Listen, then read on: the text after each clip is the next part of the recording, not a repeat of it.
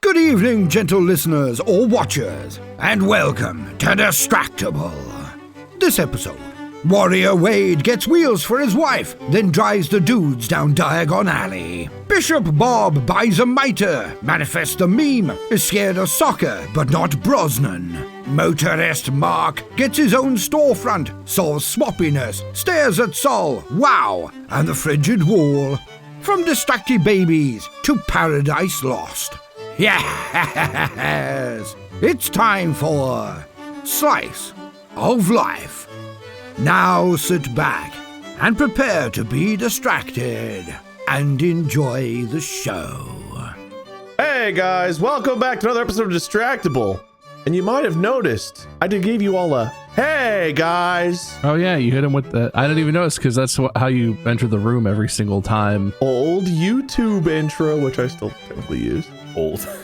I get made fun of for doing it, but I'm not making fun of you. Who's made fun of you? Just because you feel like we're making fun of you when we point out that that's your intro doesn't mean that we're making fun of you. there's an entire YouTube video on my channel making fun of me where hey guys turns into egg eyes. And I can't unhear it now, and it's my own intro, and it has ruined it for me. That feels like your choice. No, it was Dana made it for a like an April Fool's video, which was not my choice, but brilliantly done. But anywho, welcome back, viewers, listeners, to the best podcast that you've probably heard of because you're here watching and/or listening. I'm joined as always by my co-hosts, Mark and Bob. Hello. Hi. Hi. One of us hosts, the other two compete for points, and we start off with some small talk. So, how's life? I have a fun thing that I would like to complain about. God, this is a new one, right? I've said this before. I've had Macs, right? I've been doing that because for editing, the latest, Macintosh computers, sure. I thought you meant HBO Max, like the app, and I was like, how does that help? Dude, we could talk about that of like HBO versus HBO Max, and now Max, it doesn't make any sense. It's still HBO. I don't know. Anyway, with this, I've started buying MacBooks and Mac computers for my editors because it's just beneficial for that. So I run a business technically. And so I wanted to sign up for a business account with Apple because I heard that if you do enough business with them and you have a business account, you can get discounts over time. They have a more official pipeline. They get like dedicated yada yadas, whatever. Okay. You know how Apple is all about their very catchy, streamlined branding and advertising and stuff like that. Their business site, I feel, is made specifically to be as stupid and as boring and dull as every other like enterprise level nonsense that you could possibly see online.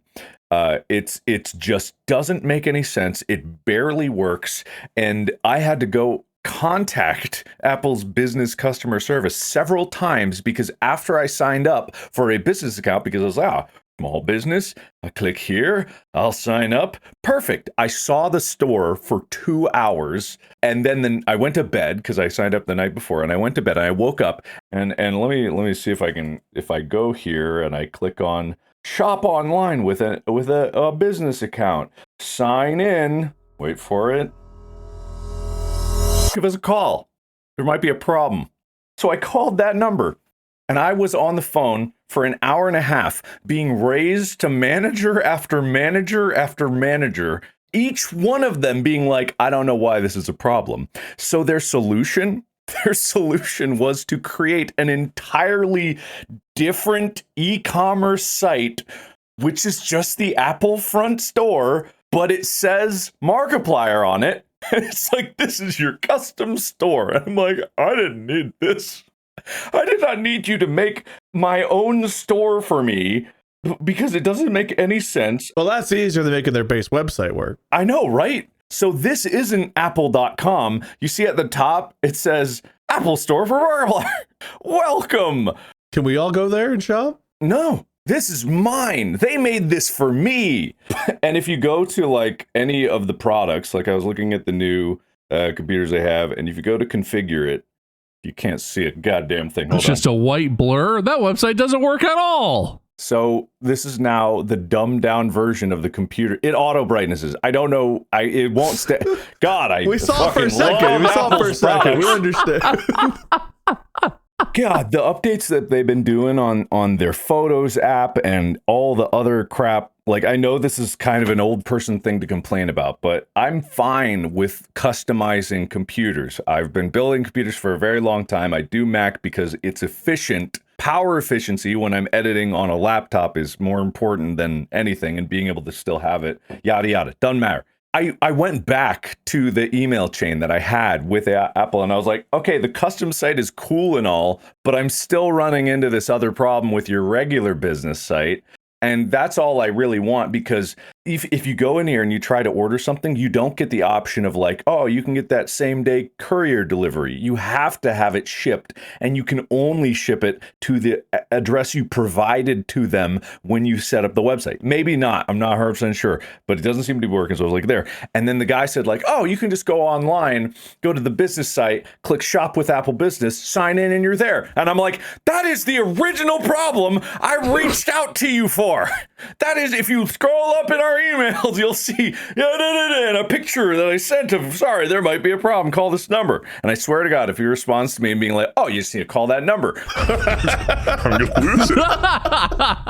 What they're going to do is they're going to give you a store page for your store page. It's going to be Markiplier's store of the store of Markiplier. It's nonsense, because I feel like somewhat like a bunch of these other corporations are just full of old people that don't understand things, and they need it in one specific way, the most boring way possible, with all the part numbers so that they can make their stupid invoices. And it's like, I'm not this company that you think I am. I want to do the same thing I was doing when I was buying them before, but potentially getting rewards and discounts for it, because I'm a business. I don't have a specific example, but I too have a small business owner, and running into that sort of enterprise shit is always exhausting. They assume, like, no matter what it is, if it's some big company like this that you're working with, they have it set up and they're like, oh, well, send this to your accounting department, and you need a lawyer to sign off on this, and it's set up so that you have like a multi-billion-dollar corporation. And it's like, I'm one guy. I'm not interested in any of this. I would like to buy one thing from your company, please. And I get that that's not where their money comes from, so they tailor the business, the enterprise stuff to, the companies that are going to spend hundreds of thousands of dollars with them or whatever. But it's fucking awful. The experience of that is so awful, and it's consistent. Any company that has enterprise stuff, it's probably just like that, and it doesn't work right. And they expect that you have like employees, and it's a very first world problem, but it always surprises me. They want you to really work for those rewards. It's so regressive, though, because one thing about, it almost to an excessive degree is Apple tries to simplify things. That's not just me complimenting them. Sometimes it's overly simplified, and really trying to pursue the ultimate, simplification sometimes gets really in the way of everything else you're trying to do. This is intentionally dumbed down so much that it has made it impossible to actually buy anything, which is the whole point of this store. Isn't that the whole point of Apple as a business, a big corporation? Is I need to buy something and I can't. I just can't. This feels like a catch-22. The store is so simple, you can't buy anything, but you can't buy anything because it's too simple. So they need to simplify it. Well, the actual store, if I go to the actual store, I can buy things too fast, It's problematic how quick I could buy something. It is crazy. You can like accidentally buy shit in one click on the Apple Store if you do things wrong, or if you're like on your phone or something. Yeah. Suddenly it's scanning my face and I hear a ding, and I'm like, oh, shit. Anyway, this is, again, weird thing to complain about, but I've never known this side of this company and how broken it could possibly be, that I need multiple employees contacting me for multiple different things. And I think that it's an extension of business as a whole, is like it's dramatically too inefficient. I've seen this in small scale, but I think it might be everywhere. Sounds fun. Bob, what's your apocalyptic end of the world life news? Oh, I know what I did since last time. I accidentally bought a miter saw. So you cut mites? Yeah. Miter saw is, that saw where it sits on a workbench and you put a piece of wood on it and you go, and it like chops it in half. That's called a miter saw, because when you cut things on an angle, that's called mitering. And so a miter saw can cut on an angle like this away, or you can turn it like this away. It's a whole thing. Anyway, I have a new hobby. Whenever I get into a new thing, like I've been into woodworking stuff, I always just like start skulking around on Facebook Marketplace. One, because like when you get a new hobby, you need things, but also I really like to get a sense of like that part of the hobby. I feel like you can learn a lot about a hobby based on like what sort of prices are used stuff going for. What does everyone sell on Facebook Marketplace, which is a sign like maybe I don't actually need one of those. Everyone buys this one tool and then sells it and is like barely used it, like new. Like, well, I just won't. I'll skip that. But so part of that is I just like egregiously lowballing people on things just to see. And all of them ever have either just ignored me or been like, no, like $5 less than what I listed it for. And I'd be like, nah, never mind. But I sent this guy a message. He had the miter saw listed and it was like missing one piece, but it was basically fully functional. And I sent him a message and I was literally like 30% of what he had it listed for. I think I said like, I'll give you $40 for it. And a miter saw, like a new one from the store, is like 100, 200, $500. Like they're inexpensive tool. And he replied and was like, 50. Well, I wasn't really planning on this happening, but how am I not going to buy a $200 miter saw for $50? I was planning on getting one of those. So, yeah, so literally like he messaged back and I was like, I guess I have to. And I literally looked at Manny. I was like, I just accidentally bought a saw. So I'm going to go pick that up, I guess. So I'll be back. Did you get the missing piece? You don't need it. It's got an upper fence piece that's missing, which can be important, but for 90% of what I'm going to do with it, I don't even need it. 3D print that. You're good to go. My first experience with a miter saw was when I was building decks. And so I looked at a miter saw, and most of them are limited to like 45 degrees, right? And so I looked at it and I was like, wait, what if I need to do a 60-degree cut? And my boss just laughed. And right now I get why he laughed, but he just laughed. It was like, good one, and walked away. And I was sitting there like, like this is 16 years old. My brain can't do the trigonometry to know that 90 minus 30 is 60 and just change the orientation of the board. I'm just like, I can't. So I was sitting there for like hours. Not hours. Like he didn't wait hours for me to get this cut done. So I was just sitting there like looking at it like just you had like a piece of wood in it though, and you were just like, oh no. I was just sitting there with the wood there. I was just like, oh, I can't fuck this up. Measure twice, cut once. Measure twice, cut once. You know, just he comes over, doesn't say a word, just like turns the board 90 degrees, and I'm like. Just anyway, that was my first experience with the miter saw. If anyone's confused and doesn't know what I'm talking about, good one. And I'm gonna walk away now. Building woodworking shit, like building things out of wood, is filled with so much of that. Where I'll look at a thing and I'm like, I need the final width of this thing to be whatever, 24 inches. But each of the pieces of plywood I'm using is 3/4 of an inch thick, and like a woodworking person will look at that and be like, okay, so I need to cut it to this. And I look at that and I'm like, well, like it's the meme of like math flying through the air. And I'm like, oh, fuck, what's 24 minus 3/4? 8? Shit, no, wait. Like, I get my phone calculator. Like, man, it's not that hard, is it? It's just, I'm stupid. I can't believe that some of the kids can do like the abacus method. You've ever seen the videos of the kids doing like speed addition and subtraction, and they're just I thought it was I didn't know what I was seeing when I first saw a video of a whole classroom of kids just like not blinking. They're conducting an orchestra, a really small orchestra. But it's really impressive because they're able to do some extremely fast addition and subtraction, and I think basic multiplication is possible with that. I'm not sure because I don't know the method, but it's very impressive the speed at which they can do things and the tricks that you can do with numbers, and how an abacus works in terms of like being able to do that is sometimes more efficient than actually having a calculator. So you're saying I need an abacus for the garage? I think so. Yeah. Anyway, I also have some news. This might sound like Groundhog Day to you guys. I got a car. No, I don't believe it. Is it in your garage or driveway, or how got is it? Okay, there's an asterisk on this. He doesn't have a car. But yes, he doesn't have a car. It's here and being driven right now because it's Molly's car. Ooh, did you get a TX? We did. Ooh. So we'd given up and we were getting ready to go look somewhere else, and we were like, okay, we'll go in one more time. we'll see. And then we actually had like 3 more Lexus locations within like a 4-hour drive that were like claimed to have one for sale. And we're like, don't really want to go to Louisville, Kentucky, but if we gotta. So we went over and To Louisville? no, we went over to Performance in Cincinnati. Then why did you mention Louisville? Because looking online, seeing where places actually physically had ones in stock for sale, there were like 2. So we went over to the King's Auto Mall in Cincinnati, walked in, and I saw the guy that we had talked to before, and I was like, all right, I'm going to give this guy one more chance to sell us a car, because it's been literally 10 months since he gave us a 3-month window of like, 3 months, you'll have a car. That was June 2024. It is now April 2025. So I waited. We were there. I'll skip the story, but we were there for 6 or 7 hours. The first hour of which we were waiting for this guy to be free because he was with another group and they had an appointment or whatever.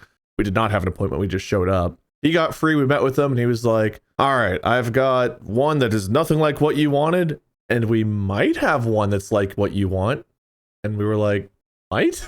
I feel like when you're selling a car, you either have a car to sell or you don't. But they had one, but apparently someone was in the process of buying it. They changed their minds and it was like on hold or something, but they don't really hold cars. So we went and talked to his manager. The manager was like, yeah, it's for sale.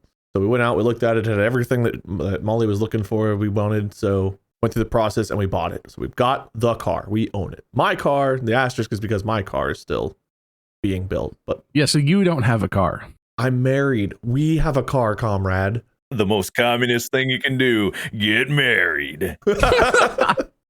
Listen, if we didn't have a car before, we didn't have a car now. Because Molly has had a car this entire time. Well, now she has 2. I have 0.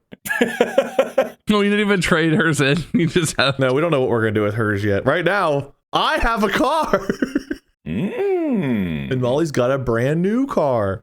You know what? That's closer. I'd count that more than I'd count Molly's new car being your car for sure. She drove it home. We went out last night, did like a night drive. It was really nice and just kind of fiddled with it. You got to sit in it once. That was cool. I literally have only been in it once so far, yeah, because I had to drive her old car home from when we bought it. What was that like for you? Same as it's been the last 13 years of owning it. Because we've had that car since 2013. That was like her college graduation present from her parents. Like that's been her car since then. So I've driven it many times. So driving it home, I was just like... And it is 2026, so 13 beautiful years. Hey, but hey, our car shopping is done. However, I've been tempted to like get a temporary car just to hold over till the BMW so that you guys will all leave me alone. I was like, what if I just go and buy like a Mustang for 2 months?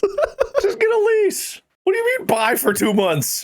Aren't leases like always 6 months or a year or something? I don't know, man. You could do a long-term rental probably. It sounds like you could just use Molly's old car. Yeah, but I want you guys to leave me alone. So I feel like I need to own one. I feel like you know that the truth is not that it's not whether or not you have a car. It's all of the lies that you've told about having a car when you haven't had a car, or about getting a car when you clearly have not been getting a car. We've tried, but it was success. I've given my money to 2 different companies now. Molly had success. Good job, Molly. BMW took my money. That's more than anyone else has done so far. That's just a sucker not having a car. That's not a thing to be proud of. They took your money and gave you nothing. I have a little tracking bar that shows that my car is ordered. As a person who spends a lot of time on BMW forums, I can tell you that doesn't mean as much as you might hope in BMW land. Man, do I see a lot of people being like, we ordered our car in June and it said it was on a truck and now it says it doesn't exist. What happened? And all the BMW owners are like, yeah, they do that. No, this will be different for me. Mm-hmm. All right, that's all the small talk. No more questions. Great small talk, everyone. Small talk points all around, especially to, I guess, Molly. You're not giving yourself points for still not having a car, are you? No, if I was going to have to give it, it would be Molly for getting her car, but... Yeah, great job, Molly. She had a car way faster than you did. She didn't even have a gap where she didn't have a car. She went from having a car to having a new car. I've never owned 2 cars at the same time. Molly has. She's got that. It's funny how that's doable, and somehow you haven't. We've been trying to get that stupid TX for over a year, so Have you ever considered a truck? We're moving on immediately to this episode. This episode, we're going to do a little bit of a slice of life. gonna be pretty easy. I'm just gonna go through some years, dates, whatever, and I just want you guys to tell me what was important, what life was like then, and maybe some bonus points if you get the reason I have it marked. This one's an easy one. I'm not gonna even have you guys do it. I'm just gonna give it to everyone for free. 1989, the Distracted Babies were born. Beautiful. That's where our adventure begins. Is that us? We were in 1989, yeah. Don't you remember we got together and had that distractible photo shoot as babies wearing our merch back when we had it? Like it was yesterday. Yesterday. I'm going to assume we don't remember much of our like infant years, so I'm going to fast forward a little bit. Editors, make it look like it was yesterday. Yeah, give us a 1989 theme. I forget, what do you say we're doing? It's a little slice of life. You're going to describe life as you remember it from the date and year I'm going to go through. I'm about to give you your first one. Mark your heads. Bob your tails. I'm going to flip to see who goes first here. Oh. Mark goes first for this one, so we'll just rotate. I don't know what I'm doing. I'll give you some guidance. Best you can remember, Mark. December 10th, 1993. Life in general. There is something that happened that day, and if you get bonus points if you remember it, but just describe what you remember from late 1993, if anything. What was, 4-year-old, 4.5-year-old Mark? What was life like then? Okay. All right. So I'm mulling it over. I know exactly what happened. I know what you wrote down. I'm reading your mind right now. Okay. I assume we're not supposed to Google these things. The most important part about this is just to describe life as it was for you then, and then I'll tell you the important event if you guys don't guess it. I was alive. I breathed a lot, drinking water and milk, much milk. Bowl of cereal, wake up, no school, because I'm 4. Backyard, grass, play place, trees. Oh, it's cold out, actually. Bundled up, probably, maybe snow. Not yet snow. No snow yet, but cold. Look at the sky. Can't see, blurry. No glasses yet. Can't really see much. All very blurry. That's my slice of my life.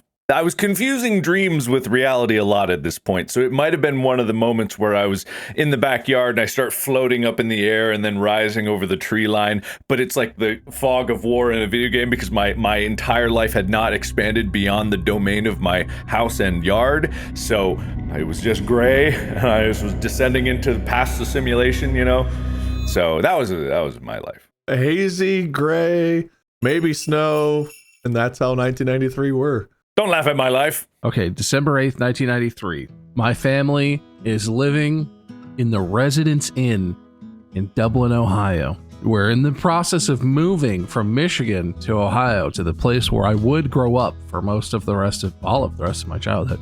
All I know is every day, Dad and I wake up, Mom's already at work. Dad and I go down to the breakfast bar at the Residence Inn, which is like a long-term hotel. We get microwave sausage biscuits. They come in a little 2-pack. It was the thing. You get 2 of them, pop in the microwave. We take them back up to our room. We eat those, and we pretty much just hang out the whole day. That's the whole thing. Just waiting for something to happen. I don't think Dad was doing much of anything. I'm sure he wasn't like trying to find a house or doing any adult stuff. We're just hanging out, eating sausage biscuits and hanging out. Oddly enough, I ate a lot of sausage biscuits as a kid too, both from McDonald's, and then my dad also always had, I don't know what brand they were, but he always had like these big sleeves of like sausage biscuits that we would make in the microwave. Yeah, those were the ones. I don't know that one. Well, Mark, you might have had them, you just couldn't see them yet. Oh, also, I couldn't see. I was with Mark. I didn't get my glasses until the following year because I got my glasses in preschool because I actually started preschool the next year because my birthday is in the middle of October. So they didn't let me go to regular school. So I had to go to preschool. I didn't need glasses till 4th grade. I went till 4th grade before I got mine. I was an early bloomer. Preschool, I was trying to read the Berenstein Bear books and they were like, oh, you can't read. I remember really confusing them on the hearing test because I didn't raise my hand once. And they're like, did you not hear anything? I was like, there was this really like high-pitched annoying noise every now and then, but like I didn't hear the beeps you were talking about. They're like, no, those were the beeps. I remember that embarrassed me a lot. So then I had to do it over again. And then I heard every beep. All right. Well, December 10th, 1993 marked a major point in gaming history because Doom launched on December 10th of 1993. I didn't know it launched that early. I guess it makes sense, but to me, like, I feel like because I was a little bit older when I first played it, it launched when I was older, but I know why that is. Would you like to know why? Why it launched then or why I feel that way? Why you feel that way? So Doom originally came out and it was a DOS game, right? So DOS was the precursor to Windows and stuff like that. I played some DOS games. I had a Star Wars DOS game.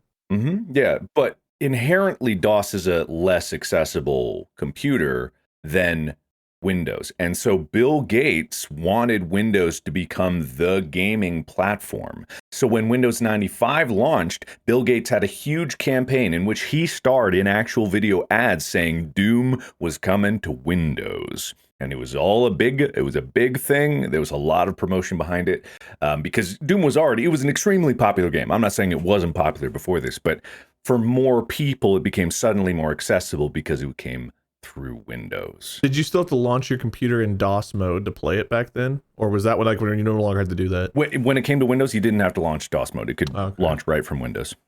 Interesting. Cool. Man, go into DOS mode on computers. I forgot that was even a thing. Yeah, you had to reboot in DOS mode to play certain games. Now the terminal, comes up. And I've actually had to do a lot more terminal stuff or command prompt stuff lately, especially with the server, because you got to do everything from SSH commands into the server and all kinds of stuff like that. So it's weird going back to it. It's very bizarre having to CD into directories and this. Although Linux, you know how I made fun of Linux people a while back? I was saying they had to do all kinds of stupid shit to make their shit work. Are you a Linux now? No, I've done it now, and I want to make fun of it because I want to read you a command I had to type in to make this shit work, because inherently in Linux there's a parameter called swappiness, which stands for how much the system has a proclivity to swap your memory out onto the hard drive, right? So the command to get the swappiness down, I had to search a lot for this. To make this change, I had to go into the terminal, type sudo nano etc sysctl.d/99-swappiness.conf, and then I had to make a new variable inside this file called vm.swappiness equals 0, save it with Control X and then Y, and then hit enter, and then I type in echo space 0 line sudo t proxys vm swappiness, and then I verify it with cat proxys vm swappiness. And then I changed one parameter in Linux. One goddamn parameter. Woo! Nice job. Guy thinks he's computer Jesus because he turned swappiness off. Dude, I felt like it when I had to figure out how to do this shit. And someone who does Linux is probably like, this guy's an idiot. You should have typed sudo nano butthole type swappiness. I don't even understand how anyone would know what these commands were if someone else didn't tell me, right? Well, you used to learn this kind of stuff in schools back before we got rid of them. You guys remember schools? That'll be on the test later. I mean, admittedly, computer science in school was a little outdated even when it was happening. I remember because we had a Visual Basic class, and I was like, oh boy, I can't wait to learn to be a programmer. The Visual Basic's awesome, as I copy and paste 20,000 nested functions. I think we learned how to code in C+ in my high school computer science class. Damn. Not even C++, just C+. No, just regular old C+. I just remember typing class and then playing Oregon Trail. I did not know. I might be wrong about this, but it's C, then C++, and C# is actually C++++, but they're stacked into a symbol, because if you take 4 pluses and stack them, it becomes the sharp symbol or the pound symbol. Isn't that just a number sign? C pound. C pound. C pound is way cooler. I program in C pound. Really pound the computer and doing what I want. C pound and a half. June 26th, 1997, Bob. We're moving forward a few years. Okay, it's June 26th, 1997. In 2 days, Markiplier turns 8. That's true. That's true. That must be what was happening. I don't know, what, I'm in 4th grade at this point? Yeah, I think so. This is a weird thing that's coming back to me, but I'm pretty sure this was 4th grade. we used to go outside for recess, and part of our school's recess, there was like the jungle gyms and whatever, and there was a soccer field, and they had the big like competitive size soccer goals because they would in the evenings the like rec league would play games at our school. It was like a real soccer field, and so we had these big goals. And on that particular day, I'm pretty sure it was real windy. And we were outside just running around, kind of playing soccer, kind of just kicking the ball at each other. And there was this girl, and she was kind of playing around in the goal, not paying attention. And she'd like climbed up and was goofing around. And the huge gust of wind came and actually blew the frame of the goal over. And the top bar because she had climbed up, she fell with it. And the top bar of the goal fell down directly across her face. And she had just the crazy, she was fine ultimately, but it like broke some of the orbital bone around her because of the way she landed. She had just like the biggest, craziest swelling, called an ambulance. It hurt, and she had some recovery after that. She's totally fine. I knew she graduated high school. I don't know what happened after high school, but like she had no serious long lasting things. But that was some of the craziest shit I'd ever seen, because I saw it happen, and then I saw her laying there, and I saw her face just start to go, whoop, and it was like, oh no. It wasn't like Looney Tunes where it was like, no, it was bad. It was bad. But she was okay after a while and some recovery. But that's like burned into my memory. That was some crazy shit. I'm still kind of scared of soccer goals just because I'm like, is it pegged into the ground? If it falls over, I swear to God. I felt that way about monkey bars. I watched a kid break his arm in the monkey bars, and I was like, I'm never touching those ever. Was it me? I don't remember. Probably. This would have been at Seipelt. Did you go to Seipelt? Is that a place? Yeah. It was called Pleasant Hill, but then they renamed after the principal who retired, who'd been there for like 30, 40 years. It was called like Charles L. Seipelt Elementary. It's gone now. I think it's completely gone now, but I believe that's where I saw it happen. No, I was different because the two other kids we were with were of a fundamentally different skin color than you. So bald? All right, fair enough. Well, this was like during recess, anyway, so every kid was outside and like kind of got to witness. I'm sure that that's what you have written down on your piece of paper. Well, we'll find out after Mark tells me about June 26, 1997. Gray. Huh? No wonder you left Ohio, man. It was always gray over your house. Gray, there might have been snow. Turns out I might be colorblind, guys. I just only see gray. No, I'd gotten glasses at that point, but I think the gray was from, my parents are getting divorced. 2 days before my birthday. I don't know. I don't remember when they had the talk that it was going to happen, but I'll say, what a terrible time to announce. It's like, happy birthday, buddy. You get 2 birthdays this year. I think that at this point in my life, I had probably gone to Korea once, so I guess my horizon had expanded. But it's one of those things where when you're a kid, you hop in the magical tube and they say, it's going to fly, and you just wait here for 16 hours and you're going to be someplace else. And, that's all I can remember of traveling to anywhere there. And, I fall asleep in the car or whatever. Anyway, but that's not slice of life. At this point, I was doing a lot of staring at the sun. I had trouble seeing. What'd you do? I didn't have glasses, and when I did, I just stared at the sun. Mark actually grew up in a Brian Regan joke. I forgot. Someone told me to look at the sun. I didn't look at the sky. The rest of I still don't look. If they're like, I'm like, I don't want to lose my sight. He got 6 seconds at the sun stare. It's a new record. Dude, I went way more than 6 seconds, let me tell you. 6 seconds is chump numbers. I think I made it up to a minute at one point. Everyone out there watching or listening, this is not a challenge. Don't do it. No, don't do this. I think I turned out fine. I don't know. Who knows? I've never valued my eyes as being my strong suit until I got, surgery to correct my vision. And who knows? Like, maybe I don't have perfect vision, but I feel like I do. Anyway, that's neither here nor there. Definitely not there. In June 22nd of 1980. No. Oh, 7. June 26th, 1997. That's what I said. Editors, make it what I said. Fix his mouth. Fix my mouth. June 26th of 1980.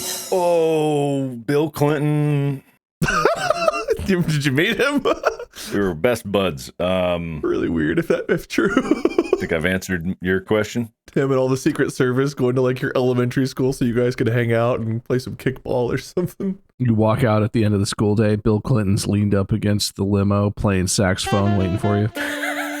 That's why all Mark could see is gray, because it was just Bill Clinton's hair every time he looked up. No, so June 26th, 1997. This will be a fun one for everyone out there watching, because most of you are going to hate this. But for us, at the time, it was important and it was a big deal, at least I think for most of us.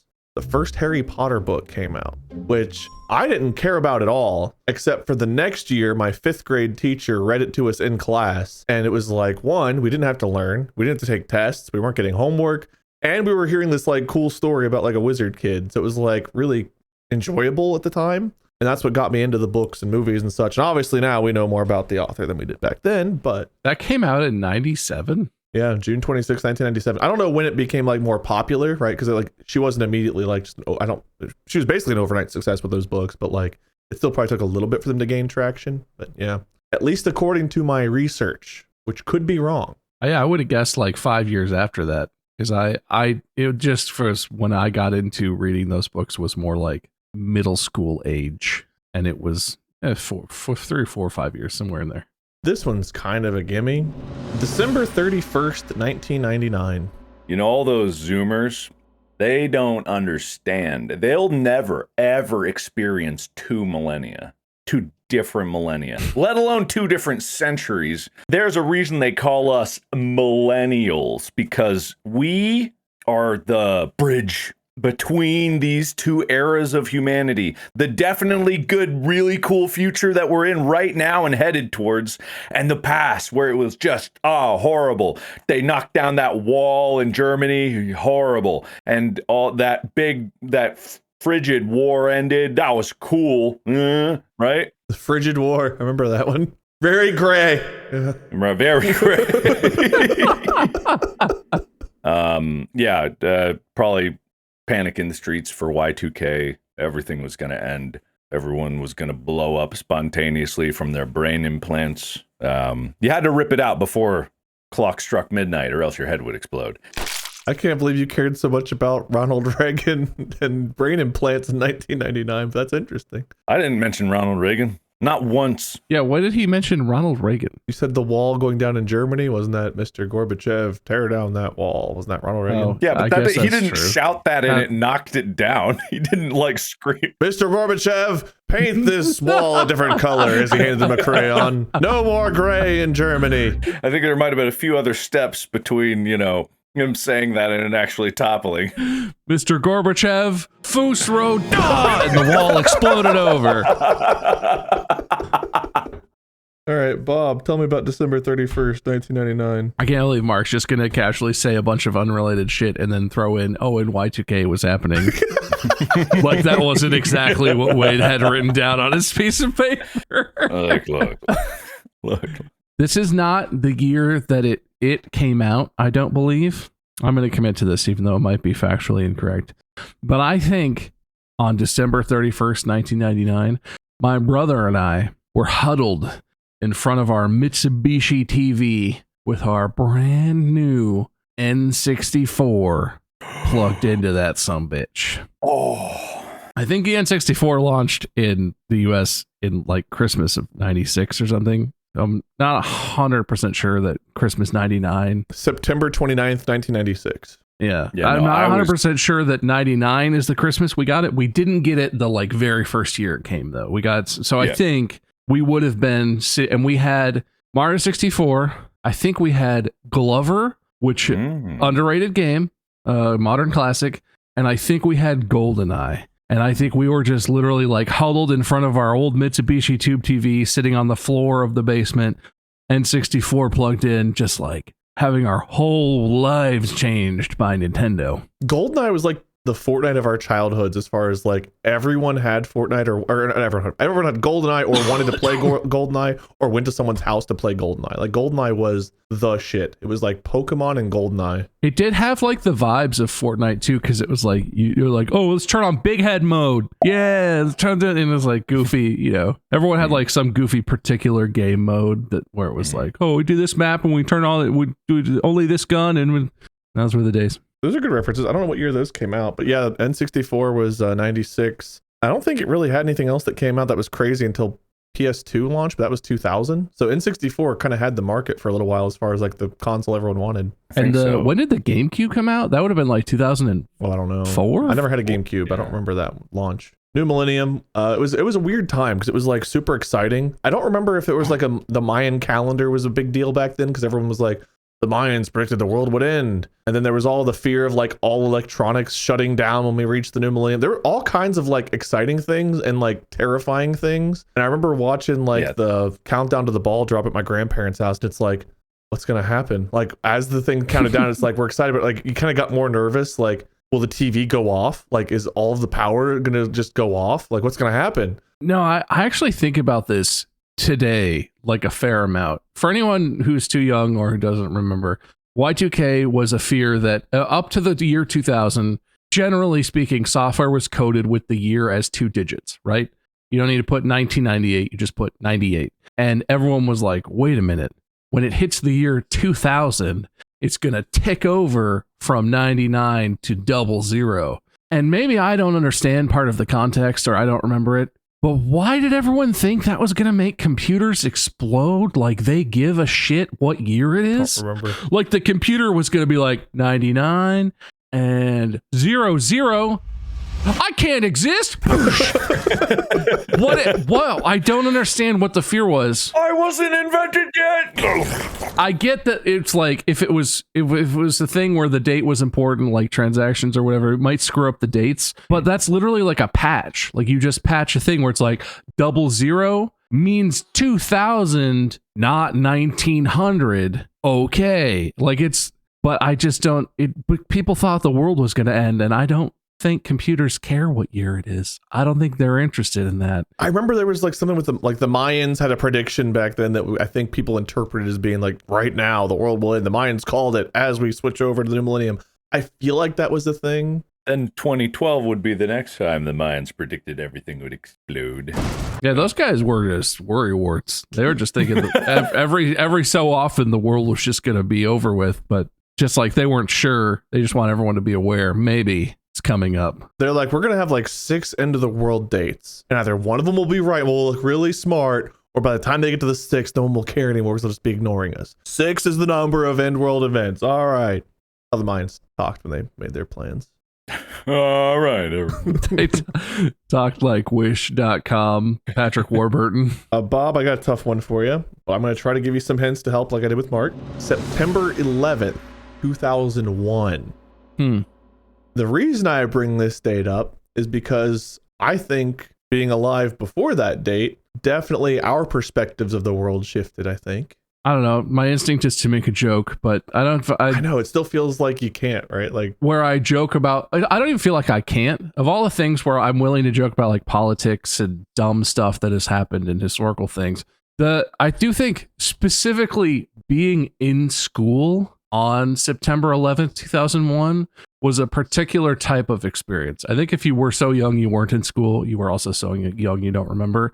And I think for like adults who may or may not have even gotten to go home from work, depending on what you did and what was happening and how people were like getting the info, being in school was wild. That's the one time in my life where we were in school in class. I was in 6th grade that year, I think.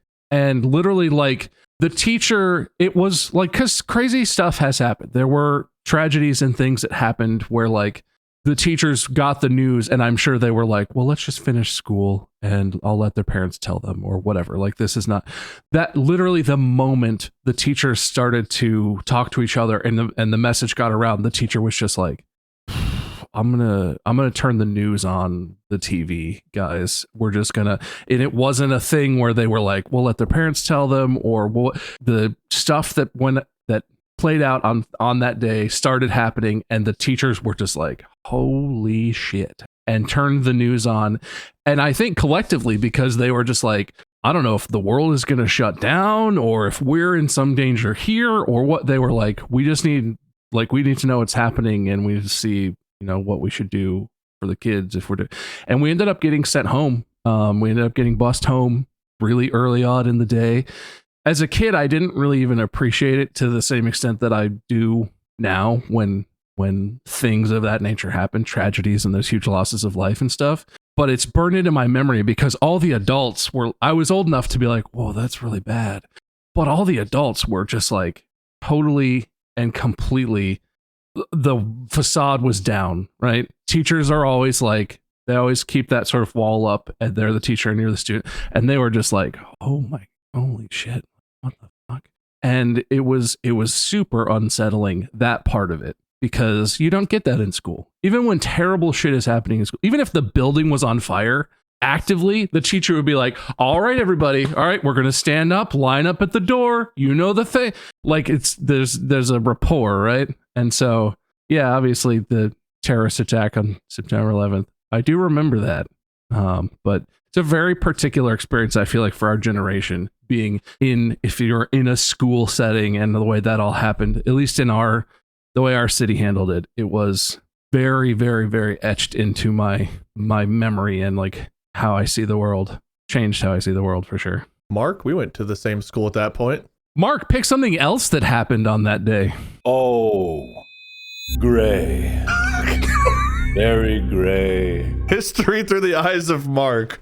I was in timeout in the corner, staring at the gray wall, and everyone was weirdly quiet behind me. I heard they roll in the TV, but alas, I was in timeout. I was going to bring that up. So I don't know that that's the most relatable thing for people anymore, but back in the day, I don't know where they were stored, but we had like this cart where a TV sat on the cart, like a big TV, not like the little flat screens we have now. And teachers had to roll these carts into their classroom. If you never saw the TV room, you were not the right kind of nerd, because there was just a room where all those motherfuckers lived in the library. I never saw the room. It's just teachers would randomly just roll a TV in from seemingly nowhere. And we'd watch like Bill Nye or, Reading Rainbow, whatever have you. It's a magical room. There's TVs, there's overhead projectors, there's if you were in a fancy school, there's the carts with the laptops where you take the laptops out. It's all in a room, man. And if you learn where that room is, you can sneak in there and watch The Price is Right during study hall. Not that I ever did that. You use your Palm Pilot that has an IR blaster, and you get the app on your Palm Pilot, and you figure out what brand the TV is, and then you can use your Palm Pilot to control the TV, because the TVs are there's no buttons, right? Because the students are not supposed to. What kind of rich school we had like the TV, and if we had an outlet to plug it in, we were lucky. Cards completely on the table. I lived in an extremely wealthy district. I grew up in a city where there's a PGA golf course, and the Memorial Tournament happens there every year. We grew up like my parents live away from the golf course, and it's still extremely nice, but our school district was like money, because all the houses around the golf courses, multiple golf courses, big mansions. Like, yeah, we had lots of fancy shit that probably a lot of other people didn't have. We had the TVs on carts. I think that's the extent of our. Did you ever have the Elmo? When did Elmos come into existence for you? Instead of it being a projector where it was like a clear film and it was projected onto the Elmo, was a camera that shot down on and just recorded it and projected that onto a thing. I am 99% sure that if you go to Milford today, they still have the original screen projector with the little marker they have to wipe off the top. Which, honestly, they work. It's fine. They're great. They're really good, actually. We never got Elmo. We only had the other one. We only had Elmo. We had like one Elmo in the school. It was like a new kind of experimental, but it was cool. We got to use it. Elmo, Palm Pilots, flat screens, laptops. They did have the smart board, which even I remember, like there was something digital about it that made it like a smart board, and it never worked. Every teacher hated it, and it was just not. They still have smart boards. Modern smart boards work a little bit. Those ones back then didn't do shit. ever. Yeah, they had to calibrate. I remember they had to like touch 4 corners. Oh yeah, you would touch the thing. Yeah. Tap, and then be like, fucking tap. Actually, you're unlocking a memory. I think maybe we did, because I remember someone doing that. We went to the same school, so I'd assume, yeah. But that wasn't very commonplace, because most people just had like the normal chalk or the marker. But I do remember that particular event happening, the taps. Anyway, sorry, Mark. It was your turn. The TV was rolling in. Gray, I was staring at the wall. They rolled it in, and everyone was probably watching something really fun. Couldn't hear it. Couldn't see it. Don't know what happened. Then we got to go home. Which wasn't any different for you, because it was still great. And I get back home, and my dad's crying for some reason, and I'm like, that's weird. Anyway, time for video games. I'm going to go play Doom. Bye. He said something about turning that place to glass, and I went downstairs and was like, okay, cool, I like glass. God. Yes, gray glass, you know. No, I legitimately remember, like, my dad was like an army guy. He was a career army guy for like 21 or 23 years. I can't really remember right now, but yeah, so he was very much angry. I feel like I remember going to school, and then like I don't remember what order my classes were in, but I had like literature. It was something literature was what it was called. With I remember the teacher. Book literature, words literature. I remember the teacher, like someone coming in and talking to our teacher, and then like the TV rolled in, and then back then we watched. I think it was called like Channel 1 News. Like even before this event, even before 9/11, we had like Channel 1 News every day at like homeroom or whatever. We'd watch Channel 1 News, which was like news designed for kids or whatever. On this particular day, we went and we watched it. Like we saw this stuff going on TV, then like it got turned off because it was a bit too much, I think, for us. So the teachers kind of had it on, and they were just like watching in disbelief. We went to homeroom, and then they had like they already had like their version of it playing, so it was kind of dumbed down for kids to see, where it was a little bit less brutal. But I feel like when the second tower was hit, we were watching. Either we were home at that point, or we were watching on the TV when that happened.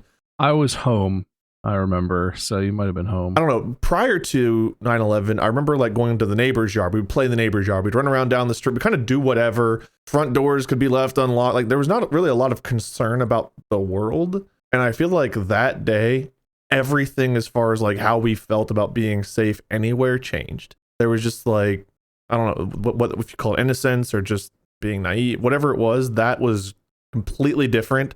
And everything felt scarier after that, because it was just like a plane. No one ever thought anything about a plane other than just like planes get you from point A to point B. But like those being used and everything that happened, watching it, just living it, the panic, not knowing what was going to happen. Like, were we under attack? Was an invasion coming? There was just so much uncertainty and fear. It was just such a different feeling for us compared to anything we'd experienced before. Like you said, seeing teachers drop their facades and just being like scared people was one of the most unnerving things as a kid, because you never saw a teacher kind of like publicly lose that facade or whatever you want to call it. Wild times. Mark, I think you're first here. This is probably the last one for this one. Then maybe we'll do this again, because I didn't get through nearly as many as I thought we would. June 26th, 2003. I got this. You know what else is gray? A big, beautiful aircraft carrier where George W. Bush was standing in front of a big banner that said, "Mission accomplished." Is that the right date for that? I'm going to look that up. I don't know. I feel like that's close. I think the only thing is it might have happened the year before that. You were so close to absolutely right. It was May 1st, 2003. I knew it was somewhere in there, but yeah, no, we did it. We were riding the high of our success. Stock market never been boomier. Nothing can take down USA. Sorry, not gray. I'm talking red, white, and blue, baby. What a callback to, wow, what a memory. I forgot about that entirely. You forgot about Mission Accomplished? I did. Until you just mentioned it, I completely forgot about that. Yeah, what a time. Good thing. Yeah, we were out of Iraq like next day. We're done. Something like that, yeah. Okay, that's not the event I had in mind, but that was very close. Bob, do you know what happened on June 26, 2003? That is when Pierce Brosnan starred in his final James Bond film, Don't Say Never Die Again. Don't you dare say never to me, James Bond. You wouldn't not never say never to Pierce Bond, and everybody liked it, and especially the scene where for some reason he's parasurfing on a giant wave caused by I don't remember what, but that is as tall as a 6-story building somehow because of physics. What a memory, but still not right. That was November 22nd, 2002. So that was like 6-7 months prior. It might have still been in some theaters at that point. It was a good movie. Everybody loved that movie, if I recall. I did. On June 26th, 2003, the NBA began the era of LeBron James. What's that? Is that baseball? Someone out there might appreciate it that maybe does a sports or watches sports podcasts. Listen, I actually do a lot of sports. I just very specifically don't know a single fucking thing about NBA anything. I picked some obscure dates on purpose for this. Actually, I do want to do one more because I think... No, did Bob... Who did this one first? Mark did this one first, right? Yes. Yeah. I think Mark starts. So I want to do one more to make sure you guys both get to start one evenly. Do you guys remember life in 2003? Was it any different? About the same? I generally remember like what my middle school looked like, and I was hardcore in the nerd group with my Palm Pilot and my, but actually I think that was the summer before my last year of middle school. Oh no, that would have been the first summer of high school. I mean, it doesn't matter. It's all about the same. I would have been in football 2-a-days more than likely at that point in the summer. Early 9th grade, I started dating a girl in high school that I was in a relationship for 4 years, but we started dating in 2003. That's like the one big memory I have of 2003 was that relationship, because there was like a lot of build up to it because I was a coward and couldn't just ask people out. You guys remember, what were those called? Go-Go's? Do you remember those little plastic guys? They were like little plastic figures, and they were like collectible. You would like buy a pack and get random ones, and they had like different types of plastic. Some of them were like glittery, and I think they were called Go-Go's. I don't remember that at all. That's all I got. But I do have a date for you, Bob. Go-Go's Crazy Bones. That's what they were called. Crazy Bones. Go-Go's Crazy Bones. I just called. Even looking at them, I have no recollection of that. This is one I think you both will know. Bob, what happened November 23rd, 2004?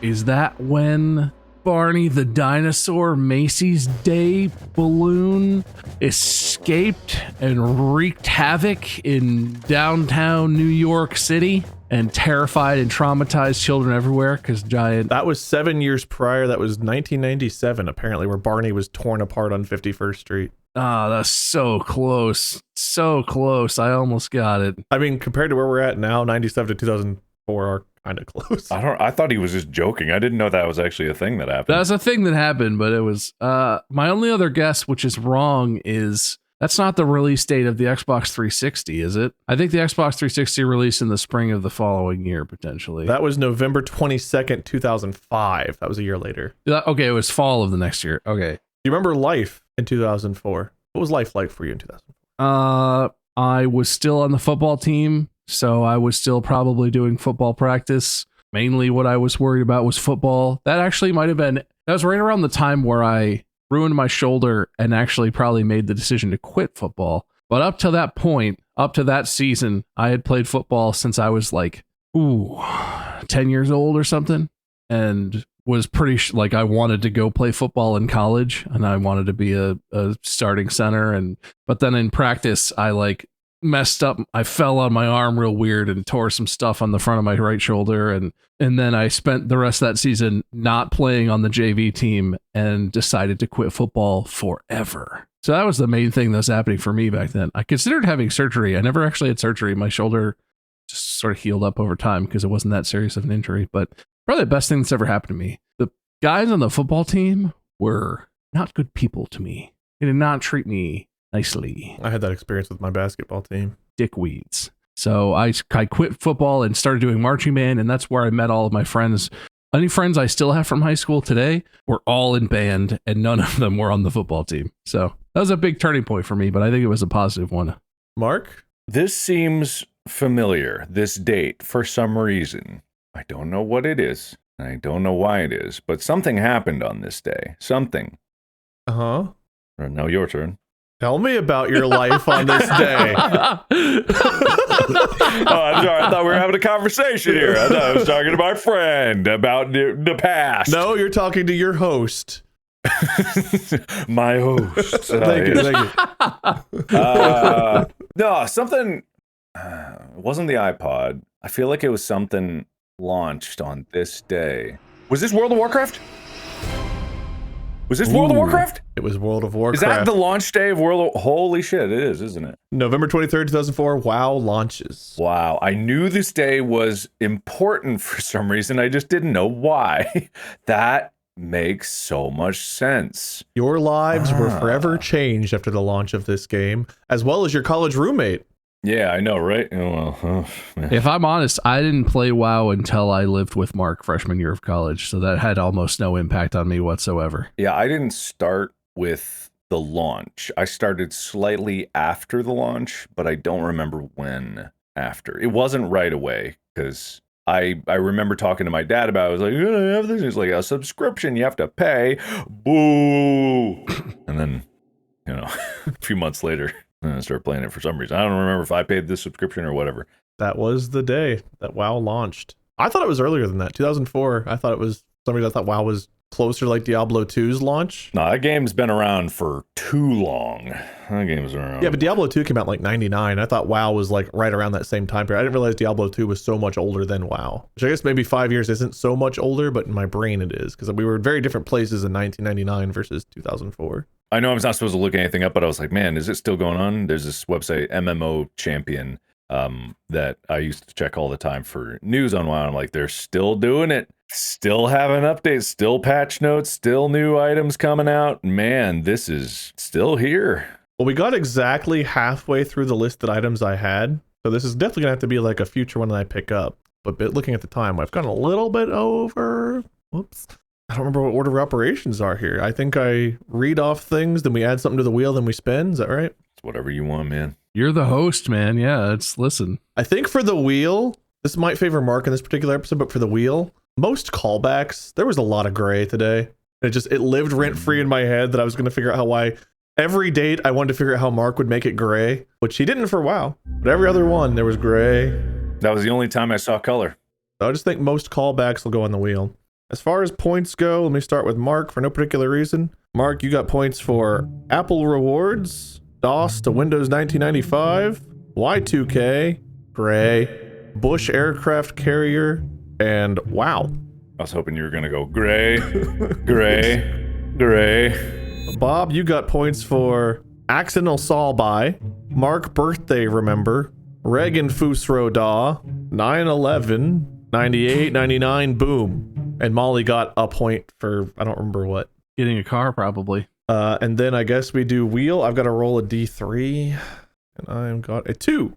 We need to migrate this wheel into a more official context, because I think this one caps out at 25 inputs. We're reaching the end of this wheel's lifespan. We currently have 23 inputs. We'll just have multiple wheels going at the same time.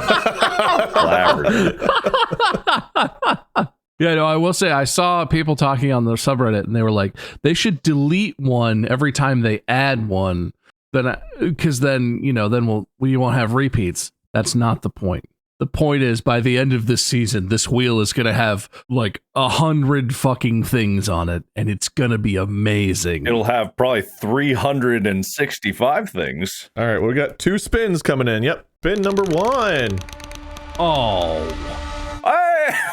Okay. Most callback. That's the one you just added. No. Have we ever had that happen? I feel like that has happened with like the newest one being. No, we kept getting listener and viewer points, but we actually don't. We've maybe one other time I think had the new one get picked, but you're right. It's totally fair. I'm not protesting it at all because it's definitely me, right? Yeah, I mean it was made for your gray, so yeah. All right, spin number 2, the fairest spin of all. Most distracted. Who was the most locked in today? Because the other one would be the most distracted. I mean, I was fairly distracted, but I try to keep it chill because I make a lot of noise sometimes. So I have multiple fidget spinners that I've been fidgeting with and things. And how many new web pages did I open?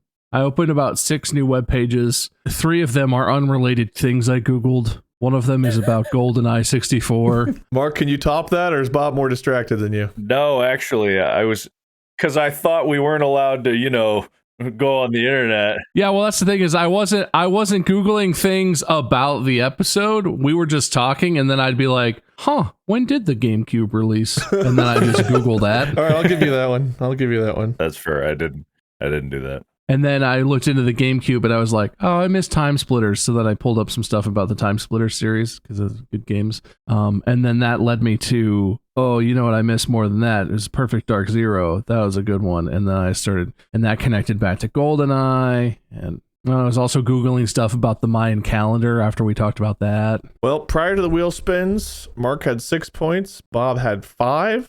You each got 1 from the wheels. Mark, you end up with 7. Bob with 6. Molly at 1. Mark, you win. Hey! Winner speech.